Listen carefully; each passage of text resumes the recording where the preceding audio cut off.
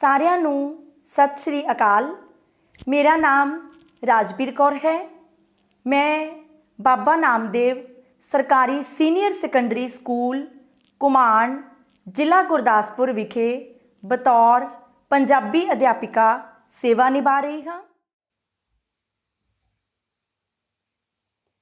ਅੱਜ ਅਸੀਂ 6ਵੀਂ ਜਮਾਤ ਦੇ ਪੰਜਾਬੀ ਵਿਸ਼ੇ ਦੇ ਪਾਠਕ੍ਰਮ ਵਿੱਚ ਸ਼ਾਮਿਲ ਪੰਜਾਬੀ ਦਾ ਵਿਆਕਰਣ ਅਤੇ ਲੇਖ ਰਚਨਾ ਪੁਸਤਕ ਵਿੱਚ ਦਰਜ ਚਿੱਠੀ ਪੱਤਰ ਮੈਚ ਖੇਡਣ ਜਾਣ ਦੀ ਆਗਿਆ ਲੈਣ ਲਈ ਸਕੂਲ ਮੁਖੀ ਨੂੰ ਪੱਤਰ ਬਾਰੇ ਗੱਲਬਾਤ ਕਰਾਂਗੇ। ਸਭ ਤੋਂ ਪਹਿਲਾਂ ਆਪਾਂ ਗੱਲ ਕਰਾਂਗੇ ਕਿ ਚਿੱਠੀ ਪੱਤਰ ਕਿਸ ਨੂੰ ਆਖਦੇ ਹਨ। ਚਾਹੇ ਕਿ ਸੂਚਨਾ ਦੇ ਖੇਤਰ ਵਿੱਚ ਕ੍ਰਾਂਤੀ ਨੇ ਸਾਡੇ ਜੀਵਨ ਵਿੱਚ ਬਹੁਤ ਵੱਡੀ ਤਬਦੀਲੀ ਲਿਆ ਦਿੱਤੀ ਹੈ, ਪਰੰਪਰਾਗਤ ਚਿੱਠੀ ਪੱਤਰ ਦੀ ਥਾਂ ਮੋਬਾਈਲ ਫੋਨ, ਇੰਟਰਨੈਟ ਅਤੇ ਈਮੇਲ ਨੇ ਲੈ ਲਈ ਹੈ। ਪਰੰਤੂ ਫਿਰ ਵੀ ਚਿੱਠੀ ਪੱਤਰ ਦੀ ਸਾਡੇ ਜੀਵਨ ਵਿੱਚ ਬਹੁਤ ਮਹੱਤਤਾ ਹੈ।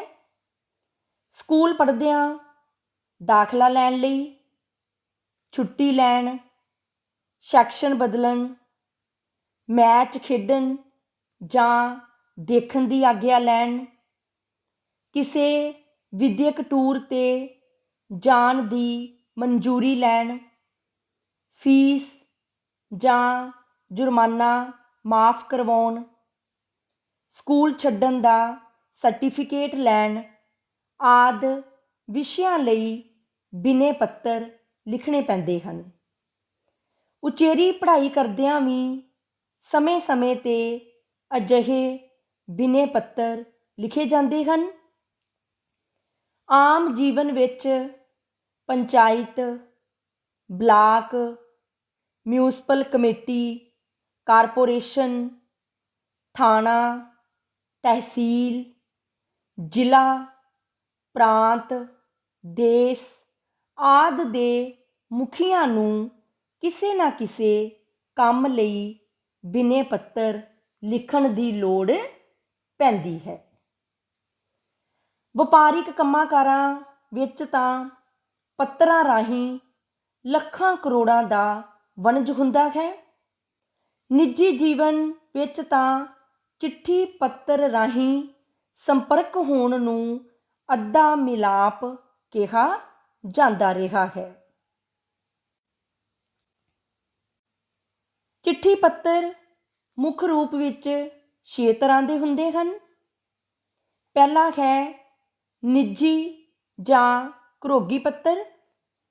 ਇਹ ਪੱਤਰ ਆਪਣੇ ਮਿੱਤਰਾਂ, ਸਹੇਲੀਆਂ, ਪਰਿਵਾਰ ਦੇ ਮੈਂਬਰਾਂ, ਦੂਰ ਨੇੜੇ ਦੇ ਰਿਸ਼ਤੇਦਾਰਾਂ ਅਤੇ ਜਾਣਕਾਰਾਂ ਨੂੰ ਨਿੱਜੀ ਜਾਂ ਘਰੋਗੀ ਜੀਵਨ ਦੀਆਂ ਸੂਚਨਾਵਾਂ ਦੇਣ ਜਾਂ ਲੈਣ, ਸਮੱਸਿਆਵਾਂ ਵਿਚਾਰਨ ਅਤੇ ਸੰਪਰਕ ਕਾਇਮ ਰੱਖਣ ਲਈ ਲਿਖੇ ਜਾਂਦੇ ਹਨ। ਇਹਨਾਂ ਨੂੰ ਆਮ ਤੌਰ 'ਤੇ ਚਿੱਠੀਆਂ ਕਿਹਾ ਜਾਂਦਾ ਹੈ। ਦੂਸਰੀ ਕਿਸਮ ਹੈ ਬੇਨਤੀ ਪੱਤਰ।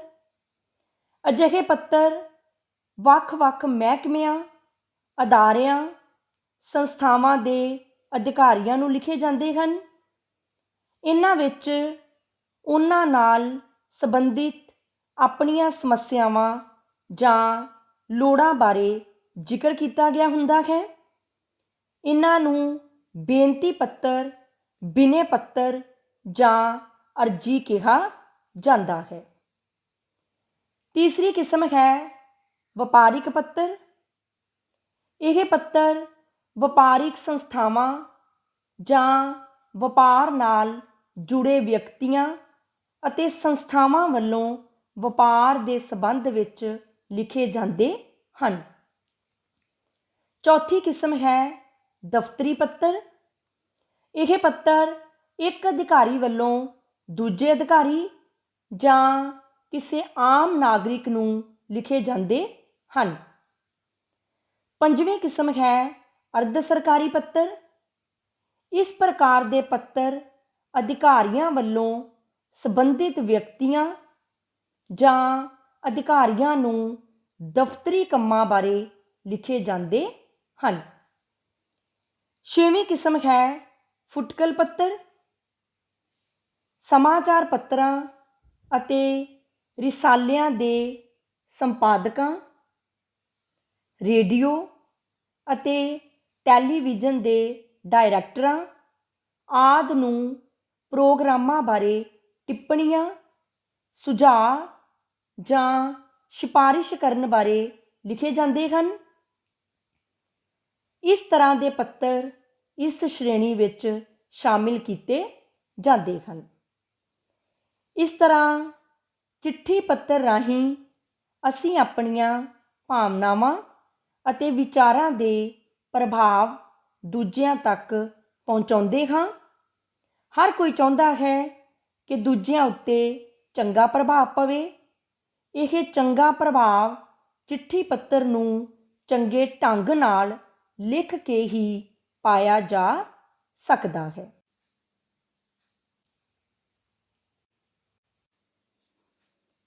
ਚਿੱਠੀ ਪੱਤਰ ਲਿਖਣ ਦੀ ਸੁਚੱਜੀ ਕਲਾ ਸੰਬੰਧੀ ਬਹੁਤ ਸਾਰੇ ਸੁਝਾਅ ਹਨ, ਵਿਧੀਆਂ ਹਨ, ਢੰਗ ਤਰੀਕੇ ਹਨ। ਇਹ ਸੁਝਾਅ ਚਿੱਠੀ ਪੱਤਰ ਲਿਖਣ ਸੰਬੰਧੀ ਉਹਨਾਂ ਨਿੱਕੀਆਂ ਗੱਲਾਂ ਬਾਰੇ ਹਨ ਜਿਨ੍ਹਾਂ ਵੱਲ ਧਿਆਨ ਦਿੱਤਿਆਂ ਚਿੱਠੀ ਪੱਤਰ ਲਿਖਣ ਅਤੇ ਪ੍ਰਾਪਤ ਕਰਨ ਵਾਲੇ ਨੂੰ ਬਹੁਤ ਸਹੂਲਤ ਰਹਿੰਦੀ ਹੈ। ਜਿਵੇਂ ਪਹਿਲਾ ਹੈ ਲਿਖਾਈ। ਚਿੱਠੀ ਪੱਤਰ ਆਮ ਤੌਰ 'ਤੇ ਹੱਥ ਨਾਲ ਲਿਖੇ ਜਾਂਦੇ ਹਨ। ਹੱਥ ਨਾਲ ਲਿਖੇ ਚਿੱਠੀ ਪੱਤਰਾਂ ਵਿੱਚ ਸੁੰਦਰ ਤੇ ਸਾਫ਼ ਲਿਖਾਈ ਦਾ ਬਹੁਤ ਮਹੱਤਵ ਹੁੰਦਾ ਹੈ। ਚਿੱਠੀ ਪੱਤਰ ਉੱਤੇ ਲਿਖੇ ਪਤੇ ਦੇ ਸਬੰਧ ਵਿੱਚ ਕਿਹਾ ਜਾ ਸਕਦਾ ਹੈ ਕਿ ਸ਼ਬਦ ਜੋੜਾਂ ਦੀਆਂ ਗਲਤੀਆਂ ਤੋਂ ਰਹਿਤ ਸੋਹਣੀ ਅਤੇ ਸਾਫ਼ ਲਿਖਾਈ ਵਿੱਚ ਲਿਖੇ ਪਤੇ ਵਾਲੀ ਚਿੱਠੀ ਸਮੇਂ ਸਿਰ ਅਤੇ ਠੀਕ ਥਾਂ 'ਤੇ ਪਹੁੰਚਦੀ ਹੈ। ਜੇ ਲਿਖਾਈ ਸਾਫ਼ ਤੇ ਸੁੰਦਰ ਹੋਵੇ ਤਾਂ ਉਸ ਦਾ ਸੁਨੇਹਾ ਜਾਂ ਸੂਚਨਾ ਪੜ੍ਹਨ ਵਾਲੇ ਨੂੰ ਸਹੀ ਢੰਗ ਨਾਲ ਪ੍ਰਾਪਤ ਹੋ ਜਾਂਦੀ ਹੈ। ਅੱਜ ਕੱਲ੍ਹ ਕੰਪਿਊਟਰ ਰਾਹੀਂ ਟਾਈਪ ਕੀਤੇ ਚਿੱਠੀ ਪੱਤਰਾਂ ਦਾ ਰੁਝਾਨ ਵੱਧ ਰਿਹਾ ਹੈ। ਇਹਨਾਂ ਵਿੱਚ ਵੀ ਸ਼ਬਦ ਜੋੜਾਂ ਦੀਆਂ ਗਲਤੀਆਂ ਅਤੇ ਵਿਸਰਾਮ ਚਿੰਨ੍ਹਾਂ ਦੀ ਵਰਤੋਂ ਦਾ ਧਿਆਨ ਰੱਖਣ ਦੀ ਵਿਸ਼ੇਸ਼ ਲੋੜ ਹੁੰਦੀ ਹੈ। ਚਿੱਠੀ ਪੱਤਰ ਲਿਖਣ ਦੀ ਦੂਸਰੀ ਵਿਧੀ ਹੈ ਭਾਸ਼ਾ। ਚਿੱਠੀ ਪੱਤਰ ਦੀ ਭਾਸ਼ਾ ਸਰਲ ਅਤੇ ਸਪਸ਼ਟ ਹੋਣੀ ਚਾਹੀਦੀ ਹੈ। ਬੇਨਤੀ ਪੱਤਰਾਂ, ਵਪਾਰਿਕ ਪੱਤਰਾਂ ਅਤੇ ਦਫ਼ਤਰੀ ਪੱਤਰਾਂ ਦੀ ਭਾਸ਼ਾ ਨਿਸ਼ਚਿਤ ਅਤੇ ਰਸਮੀ ਹੁੰਦੀ ਹੈ। ਆਮ ਤੌਰ 'ਤੇ ਗਿਣੇ ਮਿਥੇ ਸ਼ਬਦਾਂ ਅਤੇ ਵਾਕਾਂ ਵਿੱਚ ਗੱਲ ਆਖੀ ਜਾਂਦੀ ਹੈ। ਚਿੱਠੀ ਦੀਆਂ ਕੁਝ ਸੀਮਾਵਾਂ ਹੁੰਦੀਆਂ ਹਨ, ਇਸ ਲਈ ਗੱਲ ਸੰਖੇਪ ਵਿੱਚ ਕੀਤੀ ਜਾਂਦੀ ਹੈ। ਦੂਜਾ, ਆਮ ਗੱਲਬਾਤ ਨਾਲੋਂ ਥੋੜ੍ਹਾ ਸੰਕੋਚ ਵੀ ਹੁੰਦਾ ਹੈ। ਕਈ ਗੱਲਾਂ ਜਿਹੜੀਆਂ ਆਮ ਬੋਲ ਚਾਲ ਵੇਲੇ ਸਹਿਜ ਸੁਭਾਅ ਕਹਿ ਦਿੱਤੀਆਂ ਜਾਂਦੀਆਂ ਹਨ, ਚਿੱਠੀ ਵਿੱਚ ਲਿਖਣੀਆਂ ਉਚਿਤ ਨਹੀਂ ਜਾਪਦੀਆਂ। ਇਸ ਲਈ ਚਿੱਠੀ ਵਿੱਚ ਕੇਵਲ ਉਹ ਗੱਲ ਹੀ ਲਿਖੀ ਜਾਣੀ ਚਾਹੀਦੀ ਹੈ ਜਿਸ ਨੂੰ ਵਾਰ-ਵਾਰ ਪੜ੍ਹਨ 'ਤੇ ਵੀ ਉਸ ਦਾ ਗਲਤ ਜਾਂ ਉਲਟਾ ਪ੍ਰਭਾਵ ਨਾ ਪਵੇ। ਚਿੱਠੀ ਪੱਤਰ ਕਿਸੇ ਵੀ ਪ੍ਰਕਾਰ ਦੀ ਹੋਵੇ, ਸਾਡੇ ਹੱਥਾਂ ਨਾਲ ਲਿਖੇ ਹੋਣ ਕਾਰਨ ਜਾਂ ਟਾਈਪ ਕੀਤੇ ਹੋਣ 'ਤੇ ਸਾਡੇ ਦਸਤਖਤ ਹੋਣ ਕਾਰਨ ਸਾਡੀ ਆਖੀ ਗੱਲ ਦੀ ਤਸਦੀਕ ਹੁੰਦੀ ਹੈ, ਜਿਸ ਤੋਂ ਮੁੱਕਰਨਾ ਔਖਾ ਹੁੰਦਾ ਹੈ। ਇਸ ਲਈ ਚਿੱਠੀ ਪੱਤਰ ਵਿੱਚ ਲਿਖੇ ਹਰ ਸ਼ਬਦ ਲਈ ਚਿੱਠੀ ਲੇਖਕ ਜ਼ਿੰਮੇਵਾਰ ਹੁੰਦਾ ਹੈ। ਇਸ ਦੇ ਨਾਲ ਹੀ ਚਿੱਠੀ ਪੱਤਰ ਵਿੱਚ ਸ਼ੁੱਧ ਭਾਸ਼ਾ ਲਿਖਣ, ਪੈਰੇ ਬਣਾਉਣ, ਵਿਸਰਾਮ ਚਿੰਨ੍ਹਾਂ ਦੀ ਸਹੀ ਵਰਤੋਂ ਕਰਨ, ਹਾਸ਼ੀਆ ਛੱਡਣ ਆਦਿ ਗੱਲਾਂ ਵੱਲ ਵੀ ਧਿਆਨ ਰੱਖਣ ਦੀ ਲੋੜ ਹੁੰਦੀ ਹੈ। ਇਸ ਤੋਂ ਇਲਾਵਾ ਚਿੱਠੀ ਪੱਤਰ ਲਿਖਣ ਦੇ ਵਿੱਚ ਸਭ ਤੋਂ ਵੱਧ ਮਹੱਤਵਪੂਰਨ ਗੱਲ ਹੁੰਦੀ ਹੈ ਸਿਰਨਾਮਾ। ਇਹ ਪੋਸਟ ਕਾਰਡ ਜਾਂ ਲਿਫਾਫੇ ਦੇ ਬਾਹਰ ਲਿਖਿਆ ਜਾਂਦਾ ਹੈ। ਸਿਰਨਾਮਾ ਲਿਖਣ ਸਮੇਂ ਨਾਂ ਅਤੇ ਪਤਾ ਸਾਫ਼ ਅਤੇ ਠੀਕ ਲਿਖਣਾ ਚਾਹੀਦਾ ਹੈ। ਨਾਂ ਦੇ ਅੱਗੇ ਸਤਿਕਾਰ ਪ੍ਰਗਟ ਕਰਦਾ ਸ਼ਬਦ ਅਤੇ ਨਾਲ ਵਿਅਕਤੀ ਦੀ ਪਦਵੀ ਦਾ ਇਸਤੇਮਾਲ ਕਰਨਾ ਵੀ ਠੀਕ ਹੈ।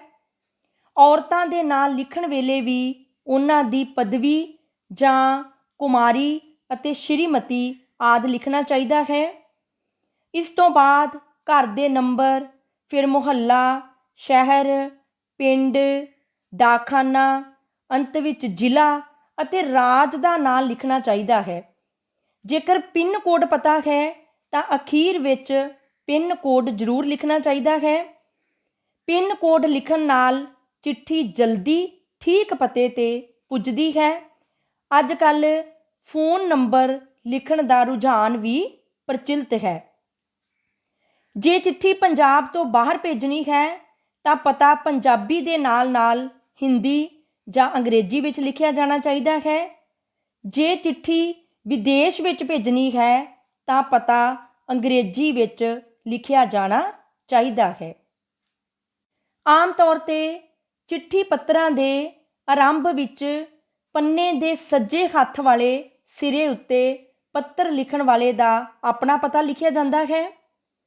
ਇਹ ਉਸ ਦਾ ਡਾਕ ਦਾ ਪਤਾ ਹੁੰਦਾ ਹੈ। ਜੇ ਪੱਤਰ ਪਿੰਡ ਤੋਂ ਲਿਖਿਆ ਜਾਵੇ ਤਾਂ ਪਹਿਲਾਂ ਪਿੰਡ ਦਾ ਨਾਂ ਲਿਖਿਆ ਜਾਂਦਾ ਹੈ।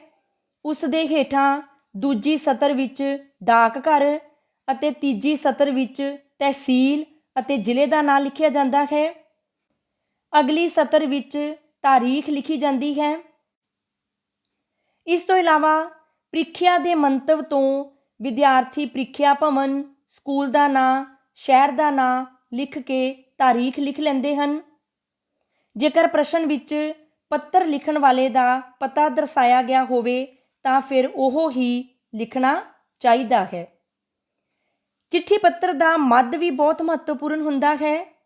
ਮੱਧ ਭਾਗ ਵਿੱਚ ਪੱਤਰ ਦਾ ਵਿਸ਼ਾ ਵਸਤੂ ਹੁੰਦਾ ਹੈ। ਆਰੰਭ ਦੀਆਂ ਸਤਰਾਂ ਵਿੱਚ ਕਈ ਵਿਅਕਤੀ ਰਾਜੀ ਖੁਸ਼ੀ ਪੁੱਛਦੇ ਹਨ ਜਾਂ ਉਹਨਾਂ ਦਾ ਨਾਮ ਲਿਖਦੇ ਹਨ। ਅੱਜ ਕੱਲ੍ਹ ਪੱਤਰ ਦਾ ਮੱਧ ਭਾਗ ਸਿੱਧੇ ਹੀ ਸ਼ੁਰੂ ਕੀਤਾ ਜਾਂਦਾ ਹੈ। ਵੱਧ ਤੋਂ ਵੱਧ ਕਿਸੇ ਪਹਿਲਾਂ ਮਿਲੇ ਪੱਤਰ ਜਾਂ ਸੂਚਨਾ ਦਾ ਹਵਾਲਾ ਦਿੱਤਾ ਜਾਂਦਾ ਹੈ। ਚਿੱਠੀ ਪੱਤਰਾਂ ਦੇ ਆਕਾਰ ਦੀ ਕੋਈ ਸੀਮਾ ਨਹੀਂ ਹੁੰਦੀ।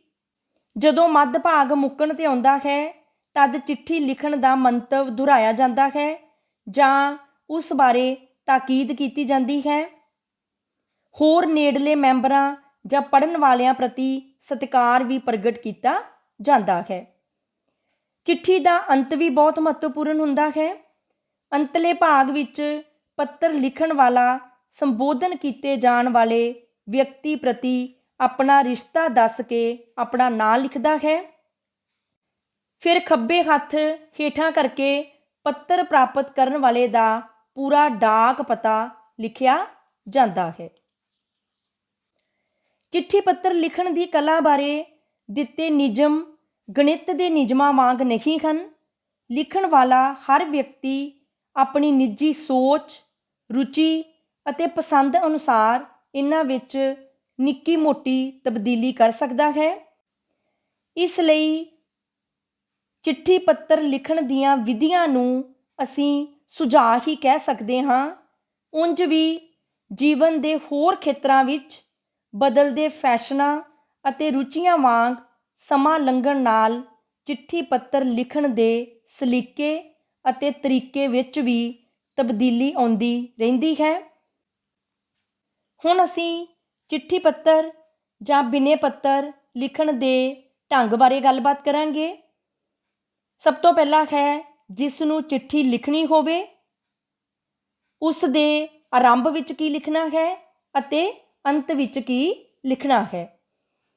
ਜਿਵੇਂ ਜੇਕਰ ਅਸੀਂ ਪਿਤਾ ਨੂੰ ਚਿੱਠੀ ਲਿਖਣੀ ਹੈ ਤਾਂ ਆਰੰਭ ਵਿੱਚ ਆਵੇਗਾ ਸਤਿਕਾਰਯੋਗ ਪਿਤਾ ਜੀ, ਅੰਤ ਵਿੱਚ ਆਵੇਗਾ ਆਪ ਦਾ ਪਿਆਰਾ ਪੁੱਤਰ। ਜੇਕਰ ਚਿੱਠੀ ਮਾਤਾ ਨੂੰ ਲਿਖਣੀ ਹੈ ਤਾਂ ਆਰੰਭ ਵਿੱਚ ਆਵੇਗਾ ਸਤਿਕਾਰਯੋਗ ਮਾਤਾ ਜੀ, ਅੰਤ ਵਿੱਚ ਆਵੇਗਾ ਆਪ ਦਾ ਪਿਆਰਾ ਪੁੱਤਰ। ਵੱਡੇ ਭਰਾ ਨੂੰ ਲਿਖਣੀ ਹੈ, ਆਰੰਭ ਵਿੱਚ ਆਵੇਗਾ ਪਿਆਰੇ ਵੀਰ ਜੀ, ਅੰਤ ਵਿੱਚ ਆਵੇਗਾ ਤੁਹਾਡਾ ਛੋਟਾ ਭਰਾ। ਛੋਟੇ ਭਰਾ ਨੂੰ ਲਿਖਣੀ ਹੈ ਤਾਂ ਆਰੰਭ ਵਿੱਚ ਆਵੇਗਾ ਪਿਆਰੇ ਸੋਨੂ, ਭਾਵ ਉਸ ਛੋਟੇ ਭਰਾ ਦਾ ਨਾਂ, ਅੰਤ ਵਿੱਚ ਆਵੇਗਾ ਤੇਰਾ ਵੱਡਾ ਵੀਰ। ਮਿੱਤਰ ਨੂੰ ਲਿਖਣੀ ਹੈ, ਆਰੰਭ ਵਿੱਚ ਆਵੇਗਾ ਪਿਆਰੇ ਦੋਸਤ, ਅਖੀਰ ਦੇ ਵਿੱਚ ਆਵੇਗਾ ਤੇਰਾ ਮਿੱਤਰ। ਮੁੱਖ ਅਧਿਆਪਕ ਜੀ ਨੂੰ ਲਿਖਣੀ ਹੈ ਤਾਂ ਆਰੰਭ ਦੇ ਵਿੱਚ ਆਪਾਂ ਸਤਿਕਾਰ ਵਜੋਂ ਸ਼੍ਰੀਮਾਨ ਜੀ ਲਿਖਾਂਗੇ, ਅਖੀਰ ਦੇ ਵਿੱਚ ਲਿਖਾਂਗੇ ਆਪ ਜੀ ਦਾ ਆਗਿਆਕਾਰੀ ਜਾਂ ਆਪ ਜੀ ਦਾ ਆਗਿਆਕਾਰ। ਪੁਸਤਕਾਂ ਵੇਚਣ ਵਾਲੇ ਨੂੰ ਬਿਨੇ ਪੱਤਰ ਲਿਖਣਾ ਹੈ ਤਾਂ ਆਰੰਭ ਦੇ ਵਿੱਚ ਆਵੇਗਾ ਸ਼੍ਰੀਮਾਨ ਜੀ, ਅੰਤ ਦੇ ਵਿੱਚ ਆਵੇਗਾ ਆਪ ਜੀ ਦਾ ਸ਼ੁਭ ਚਿੰਤਕ। ਨੂੰਹ ਜਾਂ ਧੀ ਨੂੰ ਚਿੱਠੀ ਲਿਖਣੀ ਹੈ ਤਾਂ ਆਰੰਭ ਦੇ ਵਿੱਚ ਆਵੇਗਾ ਪਿਆਰੀ ਸਪੁੱਤਰੀ, ਅਖੀਰ ਦੇ ਵਿੱਚ ਆਵੇਗਾ ਤੇਰੀ ਮਾਤਾ। ਜੇਕਰ ਅਸੀਂ ਵੱਡੀ ਭੈਣ ਨੂੰ ਚਿੱਠੀ ਲਿਖਣੀ ਹੈ ਤਾਂ ਆਰੰਭ ਦੇ ਵਿੱਚ ਲਿਖਾਂਗੇ ਪਿਆਰੀ ਭੈਣ ਜੀ, ਅੰਤ ਦੇ ਵਿੱਚ ਲਿਖਾਂਗੇ ਆਪ ਦਾ ਛੋਟਾ ਵੀਰ। ਸਹੇਲੀ ਨੂੰ ਲਿਖਣੀ ਹੈ ਤਾਂ ਆਰੰਭ ਦੇ ਵਿੱਚ ਆਵੇਗਾ ਪਿਆਰੀ ਸਹੇਲੀ, ਅੰਤ ਦੇ ਵਿੱਚ ਆਪਾਂ ਲਿਖਾਂਗੇ ਤੁਹਾਡੀ ਸਹੇਲੀ। ਜੇਕਰ ਚਿੱਠੀ ਛੋਟੀ ਭੈਣ ਨੂੰ ਲਿਖਣੀ ਹੈ ਤਾਂ ਆਰੰਭ ਦੇ ਵਿੱਚ ਆਵੇਗਾ ਪਿਆਰੀ ਸੁੱਖ, ਭਾਵ ਛੋਟੀ ਭੈਣ ਦਾ ਨਾਂ, ਅੰਤ ਦੇ ਵਿੱਚ ਲਿਖਾਂਗੇ ਤੇਰਾ ਵੀਰ। ਜੇਕਰ ਬਿਨੇ ਪੱਤਰ ਕਿਸੇ ਅਧਿਕਾਰੀ ਨੂੰ ਲਿਖਣਾ ਹੈ ਤਾਂ ਵੀ ਅਸੀਂ ਸਤਿਕਾਰ ਵਜੋਂ ਆਰੰਭ ਦੇ ਵਿੱਚ ਸ਼੍ਰੀਮਾਨ ਜੀ ਲਿਖਾਂਗੇ, ਅੰਤ ਦੇ ਵਿੱਚ ਲਿਖਾਂਗੇ ਆਪ ਜੀ ਦਾ ਵਿਸ਼ਵਾਸ ਪਾਤਰ।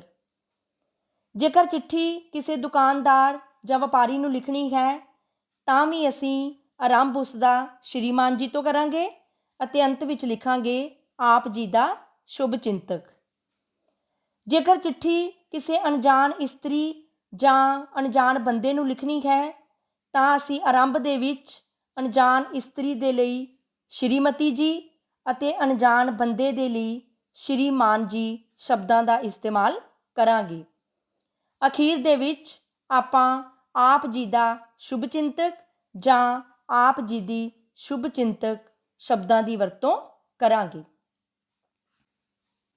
ਪੁਰਾਤਨ ਸਮੇਂ ਵਿੱਚ ਚਿੱਠੀ ਪੱਤਰ ਵੱਖ-ਵੱਖ ਤਰੀਕਿਆਂ ਰਾਹੀਂ ਭੇਜੇ ਜਾਂਦੇ ਰਹੇ ਹਨ।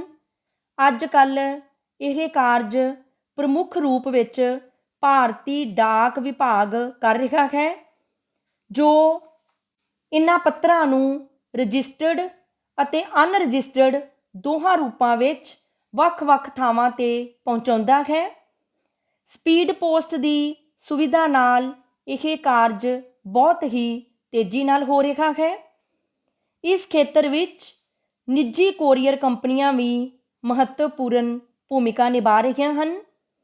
ਇੰਟਰਨੈਟ ਦੇ ਵਿਕਸਿਤ ਹੋਣ ਨਾਲ ਈਮੇਲ ਰਾਹੀਂ ਚਿੱਠੀ ਪੱਤਰ ਕੁਝ ਸਕਿੰਟਾਂ ਵਿੱਚ ਹੀ ਕਿਸੇ ਵੀ ਦੂਰੀ 'ਤੇ ਪਹੁੰਚਣ ਦੇ ਸਮਰੱਥ ਹੋ ਗਏ ਹਨ। ਹੁਣ ਅਸੀਂ ਮੈਚ ਖੇਡਣ ਜਾਣ ਦੀ ਆਗਿਆ ਲੈਣ ਲਈ ਸਕੂਲ ਮੁਖੀ ਨੂੰ ਪੱਤਰ ਲਿਖਣ ਦਾ ਅਭਿਆਸ ਕਰਾਂਗੇ। ਸੇਵਾ ਵਿਖੇ ਪ੍ਰਿੰਸੀਪਲ ਬਾਬਾ ਨਾਮਦੇਵ ਸਰਕਾਰੀ ਸੀਨੀਅਰ ਸੈਕੰਡਰੀ ਸਕੂਲ ਘੁਮਾਣ, ਵਿਸ਼ਾ ਮੈਚ ਖੇਡਣ ਜਾਣ ਦੀ ਆਗਿਆ ਲੈਣ ਲਈ ਸਕੂਲ ਮੁਖੀ ਨੂੰ ਪੱਤਰ। ਸ਼੍ਰੀਮਾਨ ਜੀ, ਸਨਿਮਰ ਬੇਨਤੀ ਇਹ ਹੈ ਕਿ ਮੈਂ ਆਪ ਜੀ ਦੇ ਸਕੂਲ ਵਿੱਚ 6ਵੀਂ ਏ ਜਮਾਤ ਦਾ ਵਿਦਿਆਰਥੀ ਹਾਂ। ਜਿਵੇਂ ਕਿ ਆਪ ਜੀ ਨੂੰ ਪਤਾ ਹੀ ਹੈ ਕਿ ਖੇਡਾਂ ਦਾ ਸਾਡੇ ਜੀਵਨ ਵਿੱਚ ਬਹੁਤ ਮਹੱਤਵ ਹੈ। ਵਿਦਿਆਰਥੀਆਂ ਲਈ ਤਾਂ ਖੇਡਾਂ ਦਾ ਹੋਰ ਵੀ ਜ਼ਿਆਦਾ ਮਹੱਤਵ ਹੈ। ਮਨੁੱਖ ਨੂੰ ਅਰੋਗ ਰਹਿਣ ਲਈ ਖੁਰਾਕ, ਹਵਾ ਅਤੇ ਵਰਜਿਸ਼ ਦੀ ਬਹੁਤ ਲੋੜ ਹੈ। ਖੇਡਾਂ ਵਰਜਿਸ਼ ਦਾ ਇੱਕ ਅਜਿਹਾ ਸਾਧਨ ਹਨ ਜਿਸ ਤੋਂ ਮਨੁੱਖ ਨੂੰ ਅਰੋਗਤਾ ਦੇ ਨਾਲ ਖੁਸ਼ੀ ਵੀ ਮਿਲਦੀ ਹੈ। ਖੇਡਾਂ ਸਰੀਰ ਨੂੰ ਨਰੋਆ ਅਤੇ ਚੁਸਤ ਰੱਖਦੀਆਂ ਹਨ। ਖੇਡਣ ਨਾਲ ਖੂਨ ਦਾ ਦੌਰਾ ਤੇਜ਼ ਹੁੰਦਾ ਹੈ ਅਤੇ ਫੇਫੜਿਆਂ ਨੂੰ ਤਾਜ਼ੀ ਹਵਾ ਮਿਲਦੀ ਹੈ। ਹਾਜ਼ਮਾ ਠੀਕ ਹੁੰਦਾ ਹੈ। ਖੇਡਾਂ ਅਨੇਕਾਂ ਗੁਣਾਂ ਦਾ ਭੰਡਾਰ ਹਨ। ਖੇਡਾਂ ਜੀਵਨ ਲਈ ਜ਼ਰੂਰੀ ਹਨ। ਵਿੱਦਿਆ ਅਤੇ ਖੇਡਾਂ ਦਾ ਅਟੁੱਟ ਸੰਬੰਧ ਹੈ। ਸਿਰਫ ਕਿਤਾਬਾਂ ਪੜ੍ਹਨੀਆਂ ਹੀ ਜ਼ਿੰਦਗੀ ਲਈ ਕਾਫੀ ਨਹੀਂ। ਖੇਡਾਂ ਵੀ ਇੱਕ ਬਹੁਤ ਵੱਡੀ ਕਿਤਾਬ ਹਨ। ਇਸ ਨੂੰ ਪੜ੍ਹਨਾ ਵੀ ਜ਼ਰੂਰੀ ਹੈ। ਭਾਵ ਕਿਸੇ ਨਾ ਕਿਸੇ ਖੇਡ ਵਿੱਚ ਹਿੱਸਾ ਜ਼ਰੂਰ ਲੈਣਾ ਚਾਹੀਦਾ ਹੈ। ਸਾਡੇ ਸਕੂਲ ਦੇ ਖੇਡ ਦੇ ਮੈਦਾਨ ਵਿੱਚ ਆਉਣ ਵਾਲੇ ਐਤਵਾਰ ਨੂੰ ਹਾਕੀ ਦਾ ਮੈਚ ਹੋ ਰਿਹਾ ਹੈ। ਮੇਰੀ ਸਾਰੀ ਜਮਾਤ ਦੇ ਵਿਦਿਆਰਥੀ ਇਸ ਮੈਚ ਵਿੱਚ ਹਿੱਸਾ ਲੈਣਾ ਚਾਹੁੰਦੇ ਹਨ। ਸੰਸਾਰ ਭਰ ਦੀਆਂ ਖੇਡਾਂ ਵਿੱਚੋਂ ਹਾਕੀ ਦੀ ਖੇਡ ਨੂੰ ਵਿਸ਼ੇਸ਼ ਸਥਾਨ ਪ੍ਰਾਪਤ ਹੈ। ਏਸ਼ੀਆਈ ਖੇਡਾਂ ਹੋਣ ਭਾਵੇਂ ਓਲੰਪਿਕ ਖੇਡਾਂ, ਸਭ ਲੋਕਾਂ ਦਾ ਧਿਆਨ ਹਾਕੀ ਦੀ ਖੇਡ ਵੱਲ ਲੱਗਾ ਹੋਇਆ ਹੁੰਦਾ ਹੈ। ਇਹ ਖੇਡ ਚੁਸਤੀ ਫੁਰਤੀ ਅਤੇ ਸੂਝ-ਬੂਝ ਦੀ ਮੰਗ ਕਰਦੀ ਹੈ। ਬਾਕੀ ਸਭ ਖੇਡਾਂ ਵਿੱਚੋਂ ਇਹ ਖੇਡ ਸਭ ਤੋਂ ਤੇਜ਼ ਹੈ। ਸਿਹਤ ਅਤੇ ਸਰੀਰਕ ਸਿੱਖਿਆ ਵਿਸ਼ੇ ਦੇ ਲੈਕਚਰਾਰ ਸਰਦਾਰ ਅਮਰਜੀਤ ਸਿੰਘ ਜੀ ਸਾਡੇ ਕੋਚ ਹਨ। ਉਹ ਸਾਨੂੰ ਹਰ ਰੋਜ਼ ਖੇਡ ਦੇ ਮੈਦਾਨ ਵਿੱਚ ਹਾਕੀ ਖਿਡਾਉਂਦੇ ਹਨ। ਮੇਰੀ ਜਮਾਤ ਦਾ ਲੜਕਾ ਮਨਪ੍ਰੀਤ ਸਿੰਘ ਬਹੁਤ ਵਧੀਆ ਗੋਲਕੀਪਰ ਹੈ। ਅਸੀਂ ਸਾਰੀ ਜਮਾਤ ਦੇ ਵਿਦਿਆਰਥੀ ਆਪ ਜੀ ਅੱਗੇ ਬੇਨਤੀ ਕਰਦੇ ਹਾਂ ਕਿ ਕਿਰਪਾ ਕਰਕੇ ਸਾਨੂੰ ਐਤਵਾਰ ਨੂੰ ਖੇਡ ਦੇ ਮੈਦਾਨ ਵਿੱਚ ਹੋ ਰਹੇ ਹਾਕੀ ਦਾ ਮੈਚ ਖੇਡਣ ਦੀ ਆਗਿਆ ਦਿੱਤੀ ਜਾਵੇ। ਅਸੀਂ ਆਪ ਜੀ ਨੂੰ ਵਿਸ਼ਵਾਸ ਦਿਵਾਉਂਦੇ ਹਾਂ ਕਿ ਅਸੀਂ ਅਨੁਸ਼ਾਸਨ ਦੇ ਵਿੱਚ ਰਹਿ ਕੇ ਖੇਡ ਦੇ ਨਿਯਮਾਂ ਨੂੰ ਮੁੱਖ ਰੱਖਦੇ ਹੋਏ ਧਿਆਨ ਨਾਲ ਖੇਡਾਂਗੇ। ਸਾਡੇ ਕੋਚ ਸਰਦਾਰ ਅਮਰਜੀਤ ਸਿੰਘ ਜੀ ਸਾਡੇ ਨਾਲ ਹੋਣਗੇ। ਸਾਨੂੰ ਪੂਰੀ ਉਮੀਦ ਹੈ ਕਿ ਅਸੀਂ ਇਸ ਮੈਚ ਨੂੰ ਜ਼ਰੂਰ ਜਿੱਤਾਂਗੇ। ਅਸੀਂ ਸਮੂਹ ਜਮਾਤ ਦੇ ਵਿਦਿਆਰਥੀ ਆਪ ਅੱਗੇ ਫਿਰ ਬੇਨਤੀ ਕਰਦੇ ਹਾਂ ਕਿ ਕਿਰਪਾ ਕਰਕੇ ਸਾਨੂੰ ਮੈਚ ਖੇਡਣ ਦੀ ਆਗਿਆ ਦਿੱਤੀ ਜਾਵੇ। ਸਾਨੂੰ ਆਸ਼ੀਰਵਾਦ ਦਿੱਤਾ ਜਾਵੇ ਤਾਂ ਜੋ ਅਸੀਂ ਇਸ ਮੈਚ ਨੂੰ ਜਿੱਤ ਕੇ ਆਪਣੇ ਸਕੂਲ, ਮਾਪਿਆਂ, ਅਧਿਆਪਕਾਂ ਅਤੇ ਇਲਾਕੇ ਦਾ ਨਾਂ ਰੌਸ਼ਨ ਕਰ ਸਕੀਏ। ਮੈਂ ਆਪ ਜੀ ਦਾ ਅਤੀ ਧੰਨਵਾਦੀ ਹੋਵਾਂਗਾ ਜੀ। ਆਪ ਜੀ ਦਾ ਆਗਿਆਕਾਰੀ। ਨਾਮ ਗੁਰਬੀਰ ਸਿੰਘ, ਜਮਾਤ 6ਵੀਂ, ਸੈਕਸ਼ਨ ਏ, ਰੋਲ ਨੰਬਰ 14।